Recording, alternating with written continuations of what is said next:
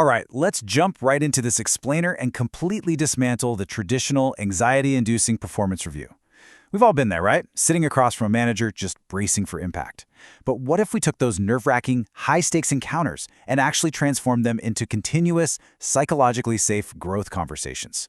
First, we have to ask, why do these reviews feel like a literal personal threat? Honestly, it's just biology. When you hit someone with backward-looking criticism, it immediately triggers their biological fight or flight response. The second an employee feels their character is under attack, their brain shuts down learning and throws up a defensive wall.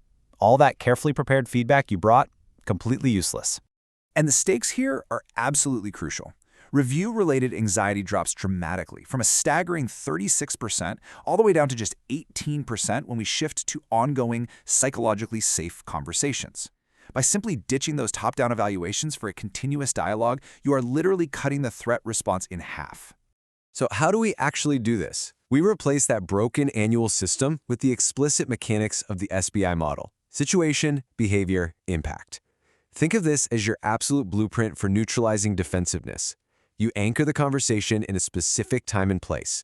You describe the observable action, and then you outline the actual business consequence. No feelings, just facts. Let's see how this plays out in practice. A vague attack like, "Your communication needs improvement," is practically begging for instant pushback. Instead, you need to rely on objective evidence. Try saying, 3 client emails went unanswered for over 48 hours. You never want to use subjective phrasing when you can just hand them concrete, data-backed evidence. Now notice the stark contrast in how we attribute motive here. Saying something like, "You have a bad attitude," is a totally subjective attack. It assumes intent. But sticking to the facts and saying, "You interrupted Sarah twice, stalling the technical sync," completely removes that personal insult. It keeps the focus entirely on observable action and the resulting business impact.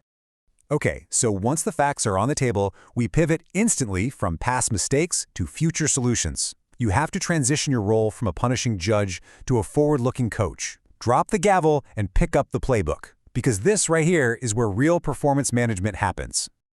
This shift to what we call feed-forward coaching means letting go of the instinct to ask, "Why did this fail?" Instead, we want to ask open-ended discovery questions like, "What safeguards can we build next time?" This completely flips the dynamic. It allows the employee to co-create the solution instead of just taking orders, which builds some really deep ownership. I highly recommend you memorize a few specific, collaborative phrases to help explore these obstacles rather than just forcing compliance. Things like, "Help me understand what's been happening from your side," or "What is standing in your way?" and "What support do you feel you need?" Using these proves that you are in the trenches solving a problem right alongside them.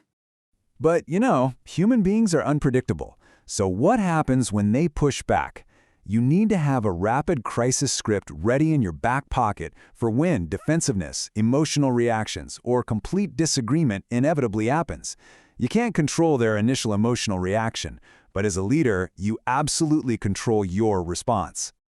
If emotions start to escalate, use this precise script to stop the bleeding and de-escalate the tension.